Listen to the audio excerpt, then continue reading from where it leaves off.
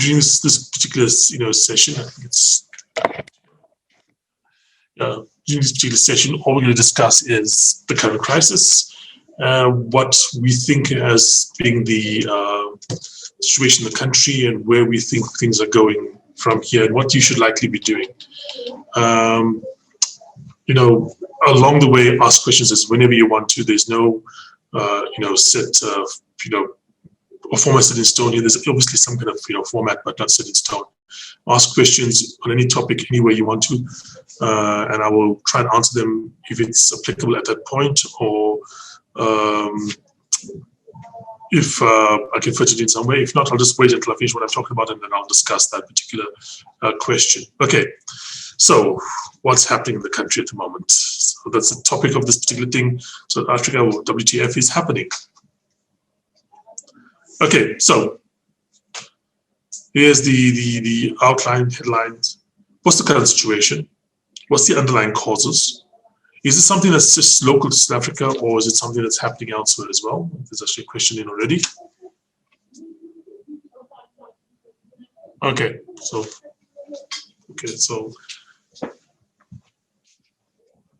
yeah, can you guys all hear me? If anyone doesn't hear me, just please, if you have issues, please try and read my lips if you can. And yeah, there's a hand up. That's what's happening here. Okay, this is one of our largest ones we've had so far. So I've had quite a few people come through. If you can just type whatever you want to in chat or put in the Q&A. Here we are. Okay, all good. Thanks, Megan. So, current situation, as we see it at the moment, what is the underlying causes, okay? What are the international comparisons? That's important because we need to see if this is something that's happening in Africa or something global. What are the forecasts we have, and what should you do? That's what we're going to talk about here today. So, by the great philosopher Cristiano Ronaldo, please note this following, warning applies. There's no point in making predictions. It's not what's speculating because nothing is set in stone and things can change all the time. And this is again by the great philosopher Cristiano Ronaldo. I'm sure many of you follow him on Twitter as well, or Instagram, or whatever it is that he's really famous for. Okay, and of course football. I'm not stupid. Okay, so with regards to what's happening right now, okay, let us see what the situation in South Africa is. So let's just get a little outline of what this country looks like, okay? Now, in terms of where we are as an economy, this is the breakdown of the South African economy, okay? So roughly even government and finance, okay? Finance has not really been affected by this so far. Government, doesn't really get affected by anything. Unless the country falls apart entirely and we can't pay our taxes, government just kind of chugs along as it is. But let's look at the other stuff. Okay, trade. That's important. Manufacturing, important. Transport, important. These are the things that are really being affected by what's happening right now. Mining, personal services, electricity, construction, agriculture. I don't think that's the personal services to a certain extent might be a little affected, but to a large extent, I think we are sitting in a situation where. Okay, give me a second here.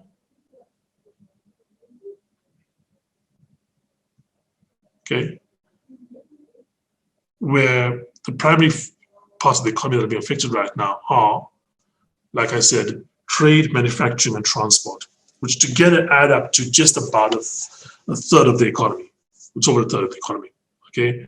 So you add the two together, we're talking about, about 37% of the economy, 35, it's over a third of the economy. It's a significant chunk of this economy is really being affected by what's happening right now. I have clients who own warehouses calling me right now and asking about, what should they do? Truckers, retail stores, and obviously this is a huge, part of the economy. And of course, no part is isolated. If trade and manufacturing and transport goes down, eventually finance will be affected.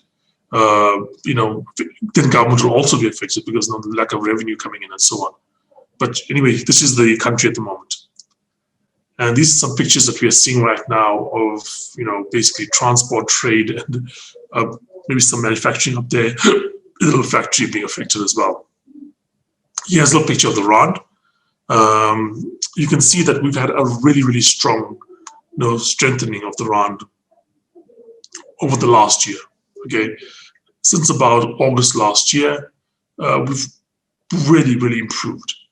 We've had a bit of a setback recently, before even this particular thing, but right here at the end, this spike which we're seeing right here, that is due to this current crisis. Okay, this last little bit here is due to the current crisis, but we have seen that there's been this general trend of strengthening, and we may have found a bit of a bottom around the 1342 level. Okay, and now that we've weakened quite significantly from there, but I do think that if we can have things calm down, we might strengthen a little bit from here, but we may have found a bit of resistance going through about 1340. Okay, that is the situation in the country at the moment. A second here. I think somebody's not muted. Let me just see if I can change that.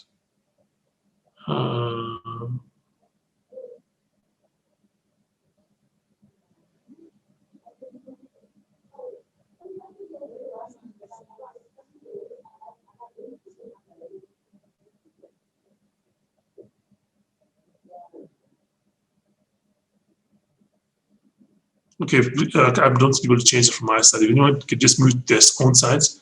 You don't want anyone else to hear your own personal business if you have anything going on there. So please mute if you can on your side. Okay. 10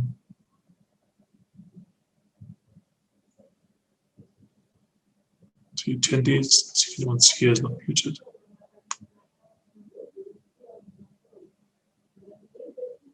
Well, I think everyone is muted here. Okay. So underlying causes. Okay, this is what the news is saying right now is the underlying causes. It's Zuma. So free Zuma is apparently the trigger for this. And I think to a certain extent that is a short-term reason. This is a fire, but a fire needs a spark. The spark won't be anything if it was occurring in the middle of the ocean, if it was occurring when things were wet, but there's no tinder or something to basically make it go. But the spark was probably Zuma. Almost certainly, because this was the particular thing. Maybe also to a certain extent, COVID and lockdowns have also created an issue in the country. So we are seeing, some short-term issues that are possibly can account for this particular set of crises. The rioting right now, the looting right now, Zuma, COVID, lockdowns, but there are longer-term issues, and that's what I want to talk about right today. So what are the long-term issues in the country? This is the long-term issue that I think is the most fundamental issue in the country and the most difficult, I believe, to solve. This is a list of matric results by province for the last year. We're seeing 87% in the Free State. We're seeing, 83% in Gauteng, Western Cape, 79, 80%, KZN. Even these numbers are not great. The Free State 85% means that 1 in 7 kids, okay, is not going to get a matric. And in South Africa, matric does not guarantee anything. But it does not having matric is almost a certainty that you're not going to have the ability to actually, find real employment. Real employment, I mean, that's something that's where you're going to be able to build a career, increase your skills, have a career path going forward, eventually support a family, those kind of things. Even with these numbers, it's saying that 1 in 7 kids in our best province is not going to be able to do that. The best, few provinces are looking at 1 in 5. The worst provinces are looking something like about 1 in 3, not being able to do that. But if you look further down, what you actually see is that, no, the situation is far worse. Okay, look at the Free State. Okay, this is a couple of years earlier, but it's still, applicable. Coming out of this nice little 87.5% pass rate, comparable to the 85 we saw last year. This is 2 years ago. So you can see it's pretty much the same. The Western Cape sitting at 81% here, 79 there. Gauteng sitting at 87. Up here it's 83.5 or 84. So it's kind of the same numbers. But look at the real pass rates coming through. The Free State, which has an 80-something% pass rate. If you look at people that actually wrote the exam. If you look at the people that actually had entered grade 10, so these guys haven't done, we're talking 2 years, grade 10, grade 12, people entered grade 10. How many actually wrote the exam? 40%. So your real pass rate versus the people that are coming from grade 10, till matric, was like about 35%. That means 2/3 of the kids effectively who should have written the exam do not get a degree, or do not get a certificate, do not get a matric certificate. 2/3. Okay. The Eastern Cape, same number, around about. Gauteng is a bit better, around about half. Western Cape is a bit better, around about just over half. But the majority of the provinces are sitting in the 30s. Okay, some of them have gone as low as the 20s, like Limpopo. Okay, that means on average, for the kids that are basically entering grade 10, okay, the chance that they are going to have some kind of matric certificate in 2 years' time is less than 1 in 2. It's around about close to 1 in 3. Now, Q&A. Yeah, and there's someone made a point here that if we had looked at a real pass rate, that means an actual qualification that made a difference to people's lives, we'd be sitting at probably, a better or even worse rate, because right now the pass rate, the mark you need to pass is about 35%. It's like nothing. If you look at some of the papers out there, this isn't like rocket science. This isn't difficult. The fact that a kid can go all the way to matric and not have the ability to get 35% on those papers is amazing. You know what I mean? It shows a real fall or failure in the country's education system. And I want you to understand something as well. In terms of how we do in this country, there are other countries really, really close to us. Botswana is the one I would use. Okay? Botswana has a significantly better education system than South Africa. There's nothing innately wrong with the people of South Africa that 2/3 of them can't get a matric certificate. It is about the education system and what's coming out the other end. And why I say this is the biggest issue in the country is because you can't change this in a year. Let's just say we had the best, leader in the world. For some of you, that'll be Obama. For some of you, that'll be Trump. For some of you, that'll be Putin or Xi or whoever you want to put in there. Take any world leader you want to put in charge. Put them in charge of Africa right now. Give them, the same situation that Cyril Ramaphosa is facing right now. I don't think you can find anybody, and even you could go back in history, you can get like, Roosevelt or, Churchill or, Gandhi or Mandela, whoever you want to put in place. Put them in place right now in the current situation, and none of them can solve this problem in less than 5 years. It's just impossible. There's no way you can get to somebody in grade 10 or 11, okay, and make up for shortages from grade 1 to grade 10 or grade 1 to grade 11 in a year. Not going to happen. You have to hit the kid at least in grade like 5 or 6, 7 to have any chance of making it up by grade 12. Okay. The question as well is trying to look at life skills that people create small jobs. Yes, we need to have likely, I'll come to it in a bit here, the only way out for a place like South Africa, okay, for some reason, I don't know why it is, but South Africa is weirdly focused on university and, the schooling that gets you into matric. Many parts of the world, even many developed parts of the world, places like Germany, for instance. Okay, is the sound too soft? Can you guys hear me? Should I go closer? Okay, sorry about that. Yeah, so if you basically look at, okay, other guys are saying, Mohammed, that the sound is still good. Maybe it's something on your side. Yeah, so in terms of other people out there, or other countries out there, like I said, Germany is the ideal country that we should be kind of trying to aim towards. They don't focus on getting everybody to university. Doesn't make sense. quite frankly, yeah, university is helpful if you have the abilities that would basically make you useful. But if you don't have the abilities to make you useful, the mental ability and etc. to get there, or the interest even to get to university. There's no reason that you have to go there to have a good life. The way I'd phrase is this. Now, look, I'm not the most athletic person in the world. I've always been very lucky when it comes to academics, but never with athletics. If the way this country functioned was you had to be able to play soccer to have a good living, no, I'd be dead. Nothing innately morally wrong about me. I'm not good at soccer. I'm not built for it. I'm not going to be able to do it. Some people just have no interest in working in an office and looking at a computer all day long. They want to work with their hands. They want to build things. They want to create things. That's it's something that is not morally wrong. There's nothing worse about a person that can fix a toilet than somebody that can basically make a model of a financial instrument. There's nothing innately worse about a guy that can basically repair a car or build a house or grow soil or grow plants from the soil than somebody that can basically discuss philosophy with you. In fact, you make the argument that the guy that has the ability to actually do something in the world is probably better than the guy that spends his life talking. I'm an example of a guy that spends his life talking.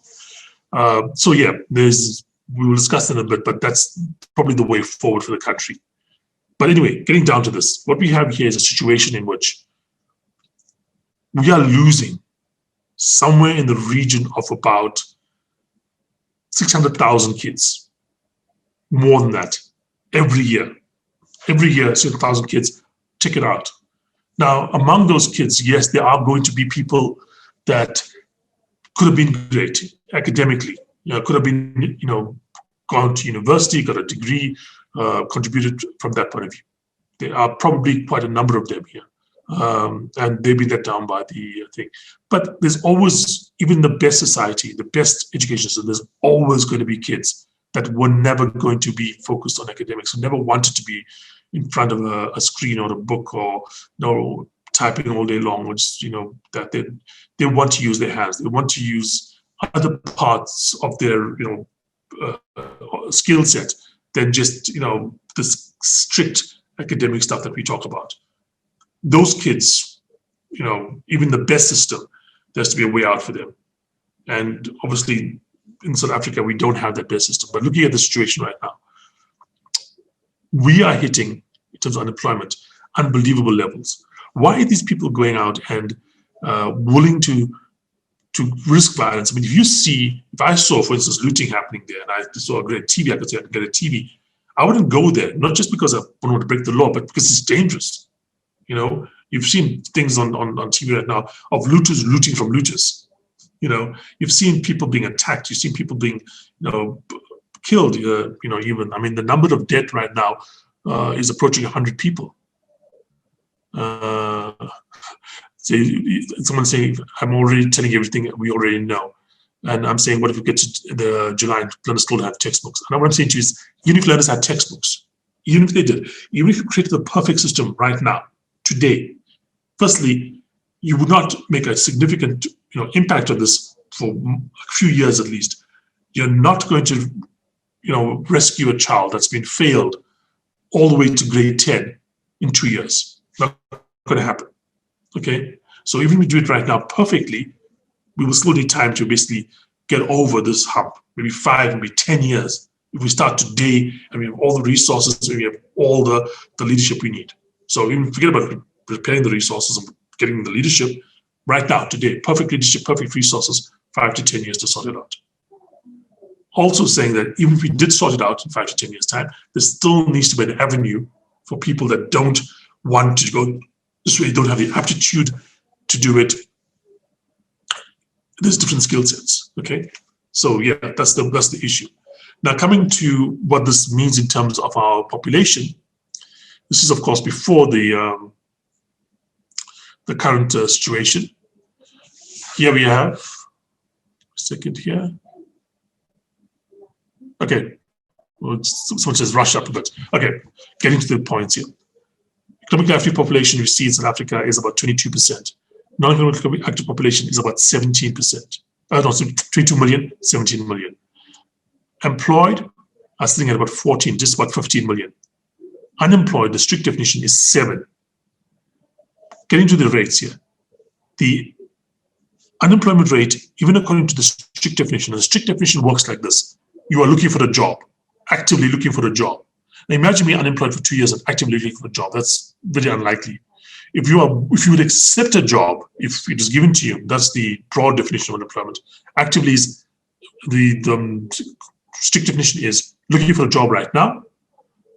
Broad is you may not be looking for a job right now actively because you've basically been discouraged, you don't have the money to do things.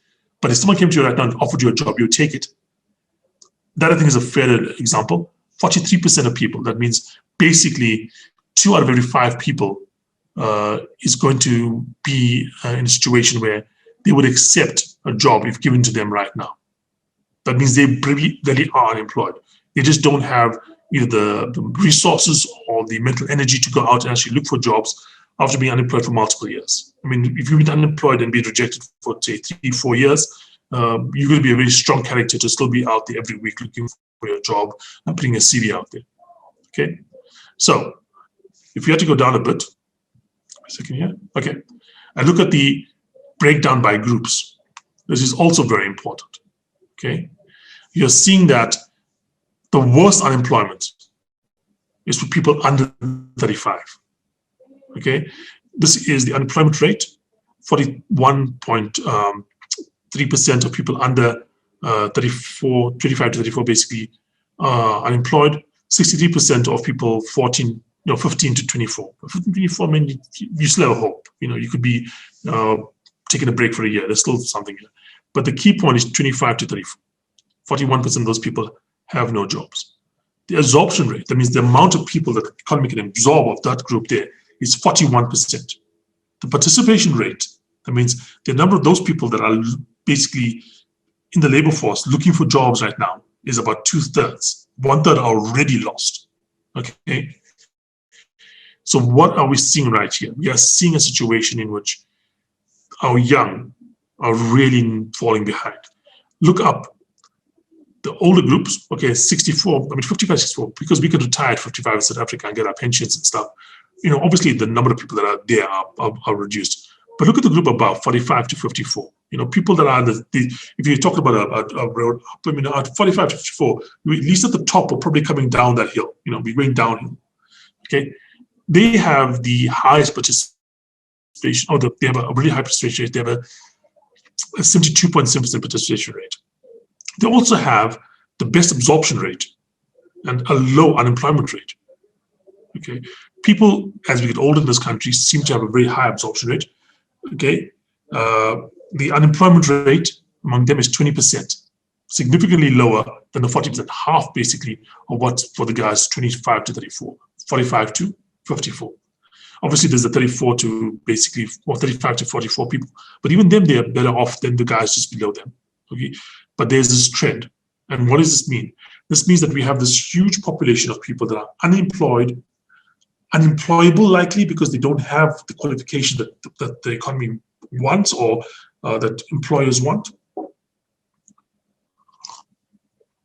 And you're building up into a critical mass of people who would be willing to go out and risk their lives and risk their freedom to basically loot and get that TV or get that couch or get that, some people are looting nappies, okay? So you can understand why we have this issue. So yes, Zuma is important.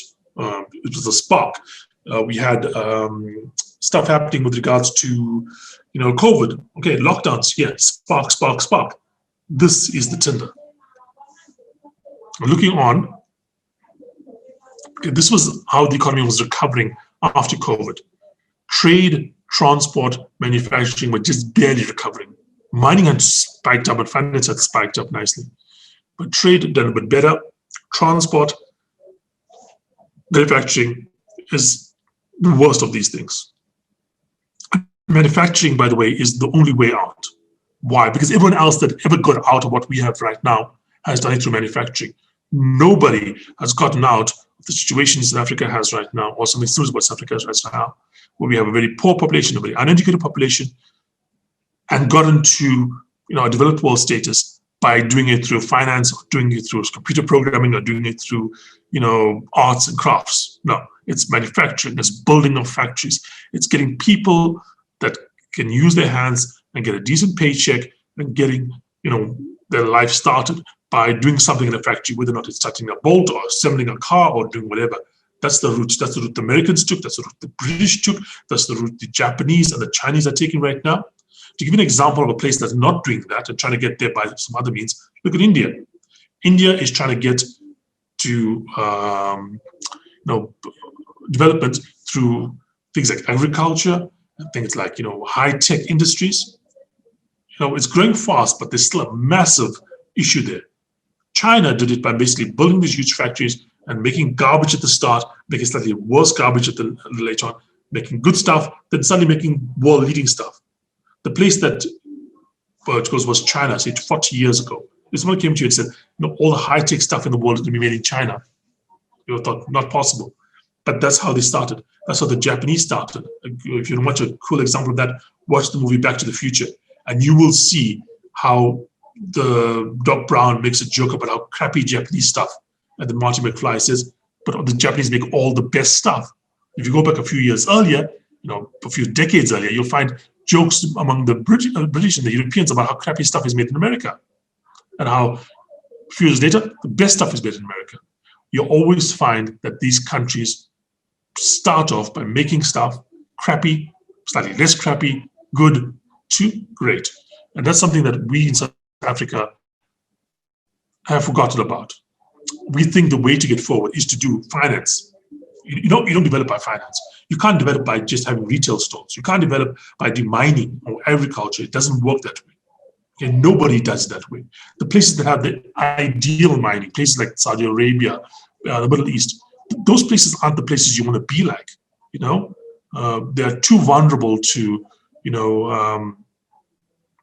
moves in the market. The ideal mining situation is Saudi Arabia, mining a resource the world needs, that you control the price of, that you can make it a huge profit, that is very, very easy to extract, that you can store every single thing that you would want from a mining product. Saudi Arabia has with oil. They are not the economy we want to imitate. Okay? Even they aren't the economy they want to be imitated. They don't want to be what they are right now, and they're trying to change. So understand, manufacturing is the way forward, and manufacturing right now is under huge, huge pressure. Now,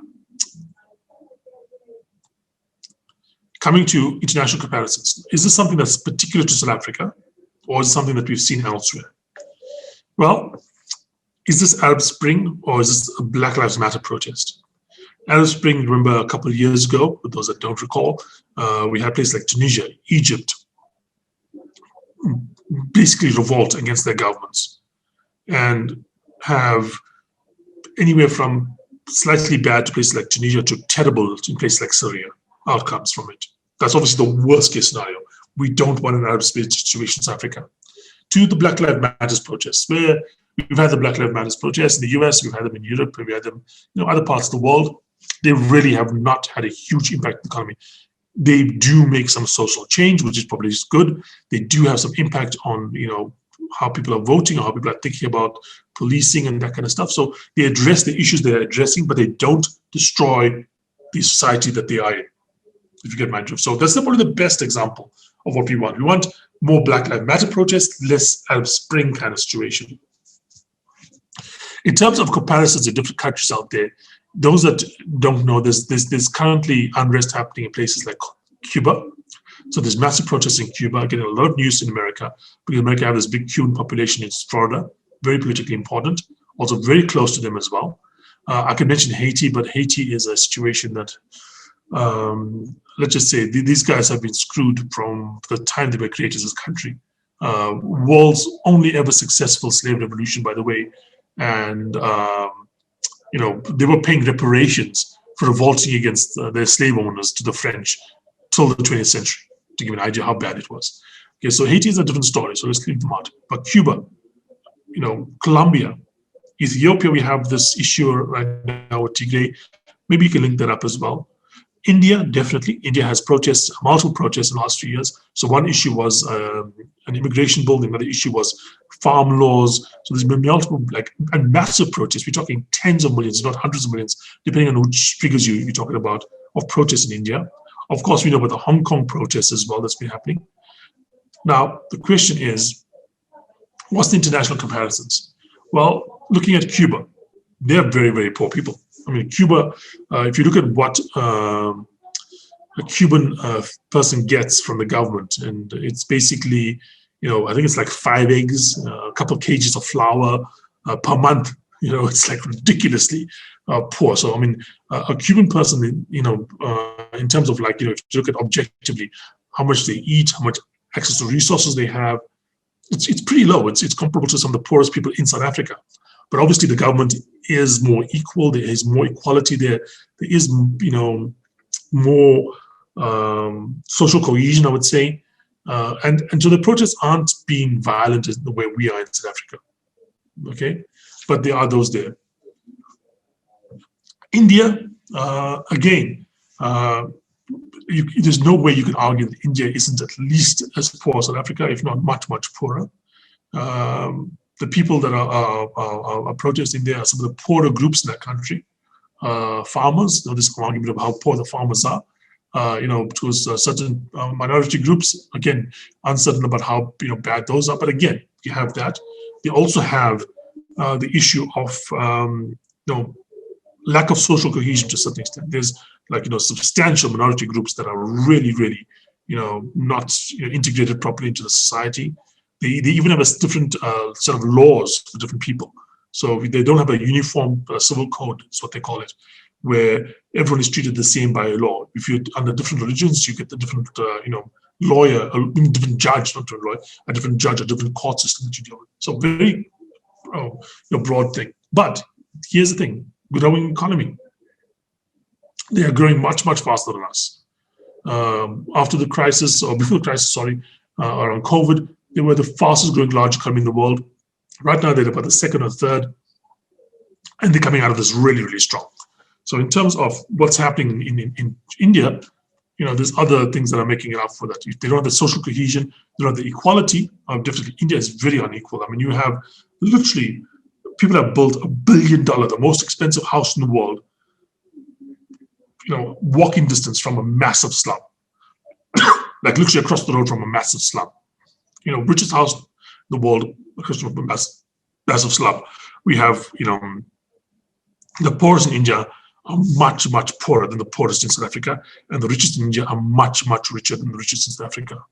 Okay, we not have the same kind of split according to race and so on, but there's definitely some of that in terms of caste system and so on in India. But just to be aware that we are seeing a situation there that's also troublesome because of whatever. And it's also good to note that in India there is more violence than there has been so far in Cuba. Maybe the Cuban government is a bit more extreme or whatever, but that's something to be noted. Now, in terms of what I want to bring out here is this. This is a case where we have any kind of society in the world that's vulnerable.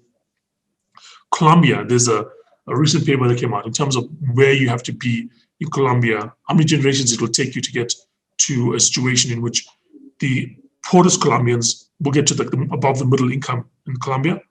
It takes about 7 generations. It takes about the same amount as Africa, about 7 generations. It takes about the same amount or a little less actually in India, about 6 or 5 generations. In places like Denmark or France, it takes about 2 generations, where the poorest people could get to the middle income or upper income levels. So there's no intergenerational mobility in South Africa comparable to what you see in Europe. We are among the worst there. We are among the worst, most unequal countries in the world. We have some of the lowest growth rates in the world. We have some of the highest unemployment rates in the world, if not the highest unemployment in the world, especially for young people. That is the issue. COVID is a situation that came through, and anyone that is vulnerable, places like Cuba, places like India, Ethiopia, those places, the spark was lit, and the fire was started there. I'm saying to you in South Africa, the spark was lit, and we have the potential to have some of the biggest fires in the world. And in terms of range of where this could go to, again, it's Black Lives Matter is the best. Arab Spring as the worst. The danger is we could go towards that, especially with regards to sectarian issues. Now, here's my forecast for the country going forward. We are seeing, this is obviously question, sorry. Okay, yeah, the question is, what's the point of the webinar, and can we address what is relevant in the first few days? What I'm trying to say to you is that the last few days were going to happen with any spark. Zuma does not have that much of a following that people are willing to risk their lives to get a TV. So, and Zuma has nothing to do with getting the TV in the first place. If you are going to be an investor, it doesn't matter to you what happens in the last few days, but the next few days. The question is, what is the overall trend that you're looking at, and whether or not you should change your decisions based on that trend. Okay. The purpose of the webinar is not to say that. What I want to say to you is that our hypothesis is this: we have underlying structural issues that are what causes this. If it wasn't Zuma, it could have been anything. It could have been, a speech by someone like Malema. It could have been virtually anything that you would think about as a spark for this. It's not so much, give me a second, just got something coming through. Yeah, it could be anything that could have sparked this year. We were just a forest fire that basically had dry timber available to it, and anything, and I mean anything in terms of as a spark could have done it. It could have been Zuma, it could have been anything else. And if this fire is put out right now and the underlying issues are not solved, the next spark will cause it to happen again and again and again. And the question is, can we solve this? Can we reduce this, the tinder? And if we can't, what can be done about it from your point of view? In terms of what I'm trying to show you right now is that where we were, what we were heading towards, is it possible that once this is solved, we will start growing incredibly fast while we will, we're not going incredibly fast and still have this ongoing issue for multiple years? And like I said, in terms of what's happening with regards to education, to unemployment, to growth rates, some of the worst in the world. Unless you can solve those issues, this issue will remain. Here's some graphs on the economy and how it's going so far and where we're progressing towards. Okay, cool. Some people like it, some people don't. Thanks, Sandra. Yeah, cool. In terms of, this is basically what this is gross fixed capital formation, the GFCF. That basically means investment, okay, and GDP growth in this country. We can see our growth rate in this country has been very low for very long, okay, and we have seen also. Sorry, somebody's raised a hand. Just put your question in the Q&A or in the chat if you wish to. Okay. Sorry for that. Okay. So, in terms of the way the country is growing, you can see we've had dips. Okay, and the dips have been lasting for quite some time. In terms of investment in the country, you're going to change things. You need to put money into things. We aren't putting the resources in. Obviously, things are getting worse. Looking back pre-2008, look at those years here. Look at how strong things were. And look at since pre-2008 how choppy our gross fixed capital formation has been. We haven't really invested in the country. Why? Because people don't have hope for whatever. They have negative outlooks for the country. They don't think things are going to get better, and therefore they are not putting resources into it. And obviously, if you don't put resources into it, guess what happens? You don't get as much growth as you had in the past. Consumer expectations, okay, for improvement of the economy. Again, looking at the last few years, we've had, except for the spike around Ramaphoria, really, really negative outlooks for the economy. People are not positive about it. We're not seeing people investing in the economy because people don't think it's going to get better. COVID, of course, we'll get out of it here. I don't think this number is going to look better the next time we have a thing come through than it was last time. Okay. So what should you do? Number one, diversify. Diversification is important because basically it gives you immunity to any local issue. If you're in South Africa, or you're in Durban, or you're in Joburg, and you have assets that are global, anything happens in this your particular area where you live will not affect your investments. You need to be diversified. How do you diversify? You buy different kind of companies, you buy different sectors, you buy different geographies. Now, why would you not diversify? So imagine, people basically always think of the example of a casino when they're trying to, imagine why they are or not going to basically buy everything and just want to buy one or two things. Well, it comes down to the following reasoning. Okay, imagine you go to the casino, roulette table there, you pick your number, say number 2. If you don't get a number 2, you lose your money. Okay, put your number on every single number, you'll end up being negative. Why? Because the way the casino makes its money is because over a long period of time, everyone loses in the casino except the casino. In the stock market, it's different. If you had to put money in every single different investment out there, you'd end up making money because over time, overall investments make money. The reason you invest in a single item and not in everything together is because you want to get more returns. Unlike in a casino, where if you invest in everything together, you basically lose money. So there's no reason to invest in everything together and put every single number on the roulette table down, because you would lose money over time. In the stock market, you would make money over time. In the casino, you have to choose. In the stock market, you don't have to choose. You can be totally diversified. The only reason you would choose in the stock market, or pick particular stocks, or pick particular things, is if you think those things are better than everything else. You don't think that they are as good as everything else. If they're as good as everything else, buy everything else. You don't think they're worse than everything else. If they are, don't buy that. Or if you had to buy it as part of everything else, buy everything else. The only time you would choose to go into something and invest only in that particular thing, or invest more in that particular thing than other things, is because you think it's better. If you invest everything in one thing, it's because you think it's the best thing. So if you are invested mostly in South Africa, you think South Africa is better than every other country in the world. If you invested only in South Africa, you think South Africa is the best country in the world and nothing else comes close to it. Looking at the stuff we've talked about so far, that's obviously untrue. Okay, South Africa's growth rate is very bad. South Africa's underlying structural issues are really, really troublesome. Okay, it's not about this particular crisis. It's not about this particular issue. It's not about this particular anything. Okay, it's about the underlying structural things that are going to be around if you are in your 30s or 40s, probably for the rest of your life. Okay, if you're in your 50s, definitely for the rest of your life, probably, unless you live to 100 or something. These issues are going to be around for a long, long time. The best leadership in the world won't change the fact that 2 out of 3 kids is not graduating from matric after getting to grade 10, sorry. The best leadership in the world is not going to change our unemployment rate overnight. The strategies that we need to change unemployment are basically focus on manufacturing. Do what the Chinese have done. Effectively, we need to basically focus on building sweatshops. Not obviously as bad as total sweatshops, but that kind of attitude. That's what we want to build. We don't want to build, retail parks. You don't want to be building IT hubs. You don't want to be building, trade and mining and agriculture.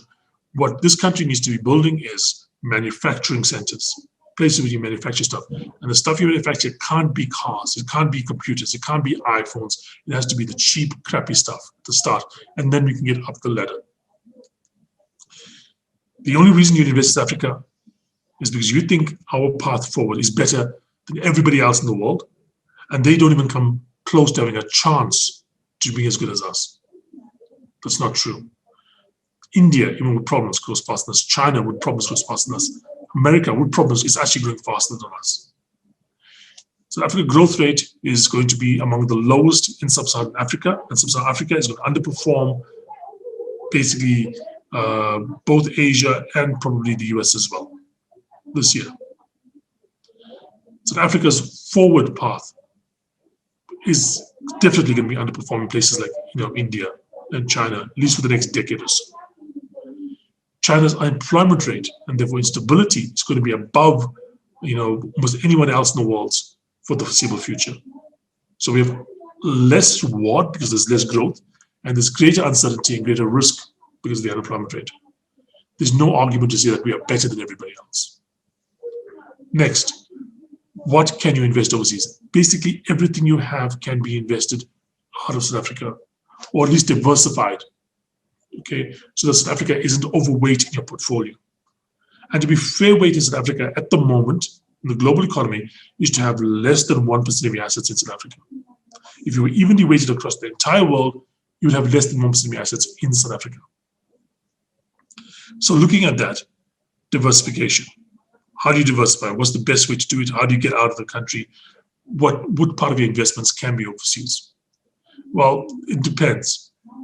Even in your RA, even in your pension plans, you can still have massive offshore exposure, either directly or indirectly via some companies that have offshore exposure. Outside the pension plans, you have total discretion. You can do as much as you want to out of the country. There's many ways to do it. If you want to have some advice on how to do that, give us a call. You have our contact details, and we'll basically give you some advice on how to get your money out of the country. But in terms of what you should do when you're in a country that's like South Africa, that's got low growth rate, that has a uncertain future, that has real structural issues, the thing you should do is to reduce your vulnerability or your exposure to a downturn or to a crisis in that country. Okay? Probably means reducing exposure to property, reducing exposure to SA listed companies. If they are SA listed, you want SA listed with offshore exposure. Something like Naspers, listed in South Africa, but the value is not from South Africa. And ideally, you want to be exposed directly to other countries' assets. You want to have exposure directly to other, geographies, and that is what you should do. Even if you were the perfect country, if you were among the best 10 countries in the world, you would still want to have the majority of your assets outside South Africa, because even the best country in the world, of the same size as Africa, would not justify having the majority of your assets in it as an investment destination. But we are not the best. And we're not likely to be that best in the next 5 to 10 years. There's no path I see from the numbers, from the trends, from the current situation that puts us in that path. And if you're getting overseas, the world's your oyster. You can invest in anything, but diversify. Don't be exposed to one particular thing unless you have to. Unless your view is going to be among the best or better than whatever else is out there. Don't go out and just put your money and just leave it lying fallow overseas. I know many people have just taken and bought, put accounts in basically the UK or in Europe or elsewhere and left cash overseas. Cash is nice in the short term. In the long term, it's always a loser. So again, to wrap up, the country has issues. There are long-term issues. It's not just Zuma. It's not just COVID. It's not just lockdown. The forecast is pretty negative. In that scenario, the best thing to do is diversify and reduce your exposure to a negative situation. The way to do that in South Africa is you've got to basically be investing offshore. Offshore directly if you can, but even within something like an RA or a pension, there are ways to basically get more offshore exposure or at least reduce local vulnerability. If you want more help on this, please email us and we'll send you some stuff through. We will also email you a link to YouTube where we'll have this full seminar, including that the last bit that was obviously broken down because of the IT issues attached.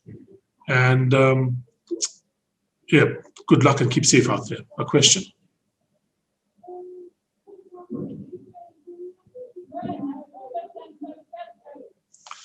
For all those that can't emigrate and still need income here, what are your options? Immigrate your money. Take your money out of the country. Imagine the situation. Imagine this was Zimbabwe. Okay, again, more towards the negative end of the spectrum as opposed to the positive end of the spectrum. Now imagine in Zimbabwe in 1990, you had basically gone out and invested in assets in the US, in the UK, in China and India and all these other places. And the country does a bit of a downturn. those assets overseas still earn income. They're still in your name. They still belong to you. They still generate money. That money can still be fed back into you in Zimbabwe or in South Africa. And in fact, the worse the situation got, the better you would see. $1,000 a year, a month, sorry, $1,000 a month in Zimbabwe that's doing very well is not as valuable as $1,000 a month in Zimbabwe that's doing very badly. And in fact, you would actually be better off, in inverted commas, if the economy does badly locally, if you have money overseas, than if it does well. So if you can't immigrate, have large income sources overseas. That's my own personal approach at the moment. I'm too old to immigrate. I don't think I'll be able to start a new career and a new life, in Australia or the UK. I've lived in the UK for a bit. It was nice, but it wasn't like home. So probably stuck here for the rest of my life, unless things get really bad. But what I have done is start to diversify my income so that I do have assets elsewhere and do have other places I can put my money in, which will earn me income. And my aim is to have a point in time in the next, say, 5 to 10 years where I have a substantial enough passive income from overseas sources that I'm able to live in South Africa, good or bad. Okay, good, then my South African assets will be more valuable. And of course, I have a house here and so on. But bad, if South Africa gets less valuable, currently money in the bank, financial sector is good as per your presentation, your advice. No, I don't say it's good per my presentation. I just said it's less vulnerable right now to what's happening. It's one thing to basically be good and safe. It's nothing to be in a lifeboat. The ship is sinking.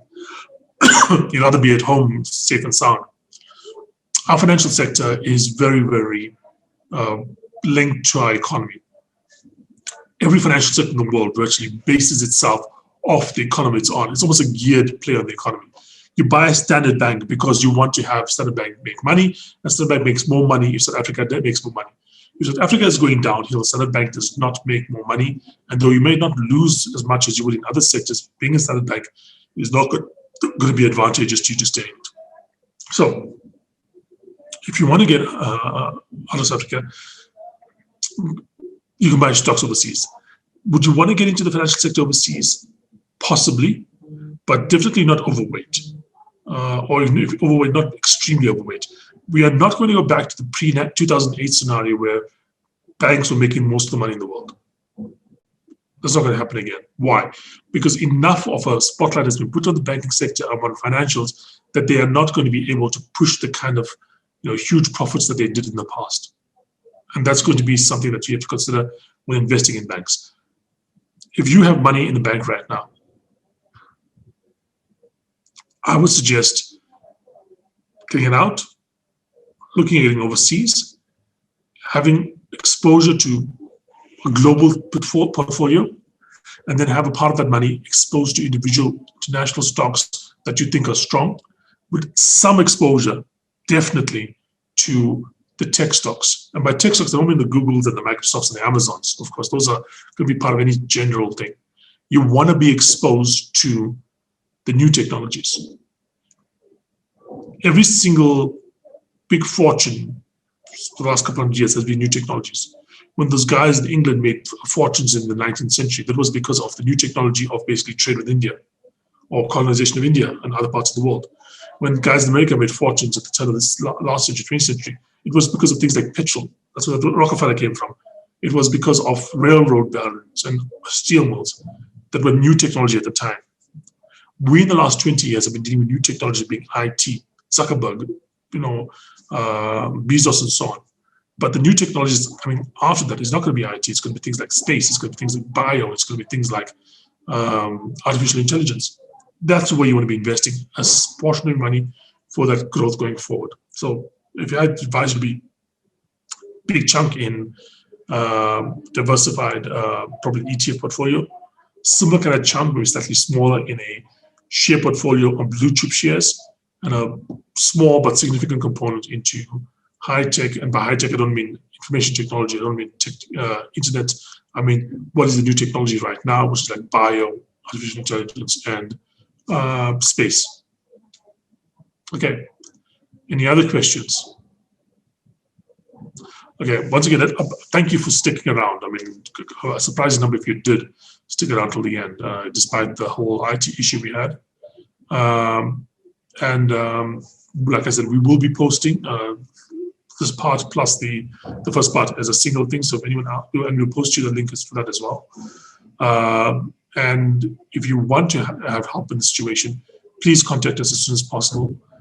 There are no, one size fits all kind of things here, but there are general, approaches you can take, general rules of thumb that you can use. And right now, the rule of thumb I would be basically advise you to look at is that you want to be getting as much exposure to things that are not vulnerable to South Africa as possible. If you're stuck in a local fund, if you're stuck in something like an RA or something, then use the maximum exposure for overseas, and then the stuff that's left over locally, buy stuff that's going to be less exposed to South Africa. If you have money out of the RA, get it out of the country. It just makes no sense to stick in South Africa. There's no real case to be made why South Africa would outperform other parts of the world. Okay? And if you want help with these things, like I said, give us a call. And thank you for coming through.